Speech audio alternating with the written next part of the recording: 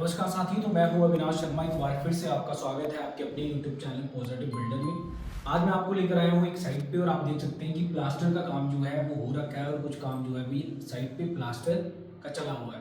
तो बहुत सारे लोगों को जो है वो थिकनेस जो है प्लास्टर की कितनी रखनी चाहिए उसके बारे में जानना है। बहुत कमेंट्स आते हैं, तो आज जो है मैं साइट पर आया हूँ और आपको बताऊंगा कि स्टैंडर्ड साइज ऑफ जो है वो प्लास्टर की थिकनेस क्या रहेगी। और ये सवाल जो है वो आपको कॉम्पिटिटिव एग्जाम में और साथ ही साथ इंटरव्यू में भी पूछे जा सकते हैं। तो सबसे पहले जान लेते हैं कि प्लास्टर जो है वो क्यों किया जाता है। देखिए, ब्रिक वर्क होती है, ब्रिक वर्क की दीवारें बनती हैं और आपकी दीवारों को वेदर एजेंसी से बचाने के लिए और आपके स्ट्रक्चर की एस्थेटिक लुक को अच्छा दिखाने के लिए जो है प्लास्टर किया जाता है। और जो भी वायरिंग या प्लम्बिंग का काम होता है, उनकी पाइप्स को हाइड करने के लिए भी प्लास्टर का काम हम करते हैं, ताकि आपका घर सुंदर दिखे, दीवारें समतल दिखे, प्लेन दिखे और उसके ऊपर पेंट वगैरह हम जो है वो कर सके और अपने घर को सुंदर दिखा सके।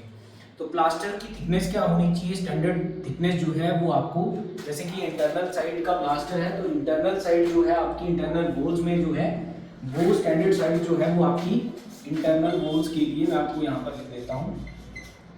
इंटरनल वॉल्स में जो साइज होगा प्लास्टर का वो रहता है आपका 12 mm।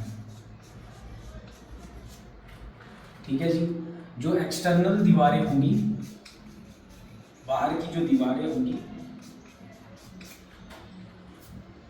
होंगी वो रहेगा आपका 15 mm।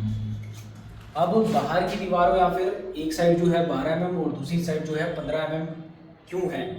मान लीजिए जिस तरफ आप जो है वो थ्रेड लगाकर ईंटों को लगाते हैं, जिससे बिल्कुल जिस साइड आपकी दीवार बिल्कुल वर्टिकल होगी, क्योंकि प्लम बॉब जो है वो हम एक साइड से करते हैं, थ्रेड धागा जो है वो एक साइड से बांधते हैं और फिर ब्रिक मशीनरी करते हैं। तो दूसरी साइड जो है वो वर्टिकलिटी उतनी सही नहीं होती। जिस साइड थ्रेड या प्लम बॉब से चेक करते हैं उस साइड जितनी वर्टिकलिटी सही होती है, वो दूसरी ऑपोजिट साइड उतनी अच्छी वर्टिकलिटी या उतनी सीध में ईंटें नहीं लगती। तो एक साइड जो है दीवार की उतनी अच्छी नहीं दिखती। तो अगर आपने एक्सटर्नल वॉल की तरफ से थ्रेड लगाकर ब्रिक मशीनरी की है तो कौन सी दीवार आपकी? बाहर की दीवार में थ्रेड है लगाकर आपने जो है वो ब्रिक मशीनरी की है, तो बाहर की साइड जो है चाहे वो एक्सटर्नल वॉल होगी तो फिर वहां पर भी 12 mm प्लास्टर होगा। और जो ऑपोजिट साइड, जो ये वाली ऑपोजिट साइड है, वहां पर ईंटें थोड़ी सी आगे पीछे रहेंगी तो उस साइड जो है फिर 15 mm हो जाएगी, क्योंकि वहाँ पर जो है वो थिकनेस ऑफ प्लास्टर की जो थिकनेस है वो बढ़ जाती है। अब अगर मान लीजिए बहुत ही ज़्यादा जो है वो उबड़ खाबड़ आपकी ब्रिक मशीनरी है, दूसरे साइड से लग रही है, या फिर कुछ भी कोई और दिक्कत है जिससे हमें वर्टिकल प्लास्टर करना है, लेकिन एक बार नहीं 2 बार करना पड़ सकता है, तो हम क्या करते हैं, 2 बार प्लास्टर करने के लिए हमें उसमें 7 mm का एक बार और करना पड़ेगा। पहले 7 mm का प्लास्टर होगा और फिर उसके बाद जो है वो 12 mm का प्लास्टर होगा, तब जाके वो, अगर कोई ऐसी दीवार है जो उतनी सीधी नहीं है या वर्टिकल नहीं है, तो फिर 7 mm का एक लेयर में और 12 mm के बाद उसके दूसरी लेयर में प्लास्टर करके हम जो है 19 mm का प्लास्टर कर सकते हैं, किसी दीवार को वर्टिकल करने के लिए या फिर उसको वर्टिकल दिखाने के लिए अगर करना पड़े तो। और 15 mm वाली साइड जो है फिर 7 mm जोड़ देंगे, तो लगभग हमें जो है वो प्लास्टर की थिकनेस रखनी होती है 20 से 21 mm। तो जब जिस तरफ जो है 15 mm का प्लास्टर होगा, अगर वहाँ ज़रूरत है आपको 2 बार प्लास्टर करना चाहते हो, वहाँ पर जो थिकनेस ऑफ मोटार है वो ज़्यादा आएगी, तो क्या होता है कि वो प्लास्टर टिकता नहीं है, वो गिर जाता है। तो यहाँ पर 2 बार में करेंगे तो एक बार जब एक लेयर 7 mm की सूख जाएगी, दूसरे दिन जो है उसके ऊपर आप रफ जो 7 mm की लेयर होगी वो रफ होगी, और रफ के ऊपर अगर आप 15 mm का फिर प्लास्टर या 12 mm का करेंगे तो वो आसानी से टिक जाएगा। लेकिन आप एक साथ 20 mm या 19 mm का प्लास्टर कर देंगे तो वो नहीं टिकता है साथियों। तो उसके लिए 2 लेयर जो है वो प्रोवाइड करनी पड़ती है। तो आप समझ गए कि 12 mm कहाँ होगा, 15 mm कहाँ होगा। इंटरनल वॉल की साइड अगर आपने बिल्कुल वर्टिकल दीवार बनाई है, थ्रेड लगा के वहाँ से आपने काम किया है, जो आपकी ब्रिक्स हैं उनकी ठीक है, तो आप 12 mm करेंगे और 15 mm मैंने आपको बता दिया किस तरह से आपको क्या होगा।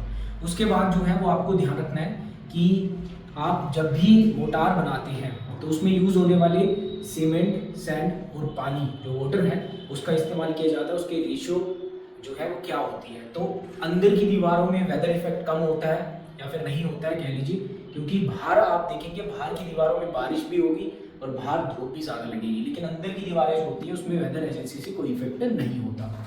तो अंदर के प्लास्टर की रेशियो जो है वो इंटरनल वॉल के लिए जो है वो आपकी 1:5 रखते हैं हम। वैसे आपको इंडियन स्टैंडर्ड कोड में 1:6 दिया जाता है, लेकिन यहाँ हिमाचल में हम ये साइट बना रहे हैं। हिमाचल में क्या है कि रिवर सैंड का इस्तेमाल किया जाता है।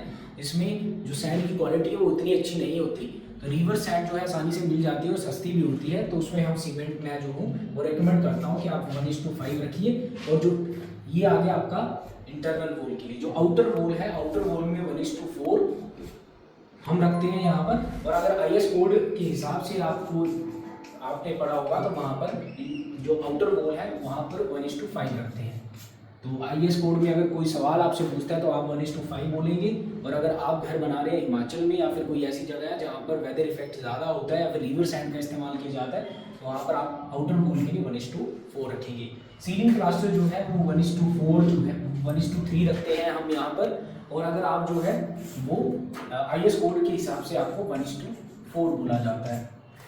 और अगर वाटर लॉक्ड एरिया है, कोई ऐसी जगह है जैसे हिमाचल में हम यहाँ पर जो है वो हिली टेरेन होता है, तो यहाँ पर सीलन डैमेज की समस्या रहती है, तो वाटर लॉक्ड एरिया के लिए भी आपको 1:3 रेशियो में प्लास्टर करना है।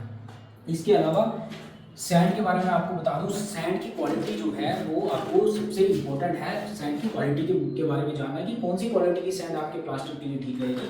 तो सैंड जो है वो आपको कितने जोन होते हैं सैंड के, मैं आपको एक बार ऐसे बता देता हूँ पूरा डिटेल में।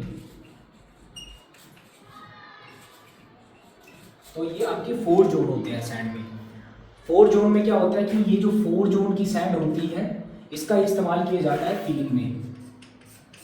फिलिंग के काम में जो है इसका इस्तेमाल किया जाता है। जोन 3 की सैंड जो होती है उसका इस्तेमाल किया जाता है प्लास्टर में। और जो जोन 2 की सैंड होती है उसका इस्तेमाल किया जाता है कंक्रीट में। और जो आपकी जोन 1 की है, जोन 1 का छोड़ दीजिए, इसका डिटेल वीडियो में बताऊंगा आपको।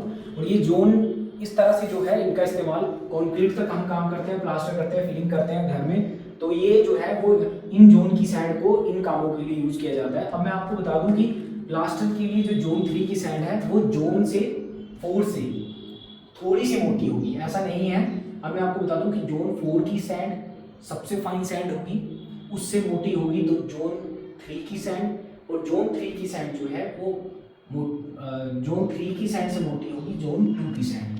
तो बहुत ज़्यादा मोटी सैंड का आप अगर प्लास्टर करते हैं तो वो टिकता नहीं है। लेकिन आप बहुत ही बारीक जो है जिसमें सिल्ट कंटेंट ज़्यादा होगा वो सैंड आपके स्ट्रक्चर के लिए ठीक नहीं है। चाहे कंक्रीट में चाहे प्लास्टर में इस्तेमाल करें तो सैंड की गुणवत्ता क्वालिटी ज़रूर चेक करवाएं, किसी टेक्निकल पर्सन की सलाह जरूर लें। और आपको सिल्ट कंटेंट जो है वो आपकी सैंड में सिल्ट कंटेंट जो है वो आपका 6% से ज़्यादा नहीं होना चाहिए। इस बात का आपको हमेशा ध्यान रखना है। तो ये थी प्लास्टर से जुड़ी हुई जानकारी। अगर आज की जानकारी आपको अच्छी लगी हो तो पॉजिटिव बिल्डर यूट्यूब चैनल को सब्सक्राइब कर दीजिए, बेल आइकन को प्रेस कर दें ताकि इस तरह की महत्वपूर्ण वीडियो जानकारी आपको समय पर मिलती रहे। तो आज की वीडियो में इतना ही, मिलते हैं नेक्स्ट वीडियो में, तब तक के लिए बाय। आपका दिन शुभ हो, धन्यवाद।